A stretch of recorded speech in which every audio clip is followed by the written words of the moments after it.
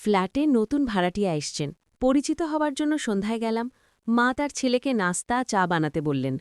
আমি হতভম্ব হয়ে বললাম, আপনার ছেলে চা বানাতে? হ্যাঁ। যুবক ছেলেটা মায়ের আদেশ পেয়ে সঙ্গে সঙ্গে গেল চা বানাতে। জানলাম ঘরের সব কাজই তার ছেলে করে। হোস্টেলে ছিল এজন্য সব কাজেই পারদর্শী।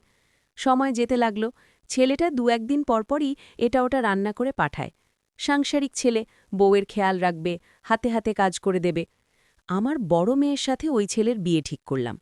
বিয়ের 1 মাস পর মেয়েকে জিজ্ঞেস করলাম, জামাই সব কাজে হেল্প করে তাই না? ভাগ্য করে এমন ছেলে পাওয়া যায়। মেয়ে চোখ মুখ কুঁচকে বলল, ওই সব তোমায় দেখিয়েছে মন পাবার জন্য। বাস্তবে রান্নার রও জানে না।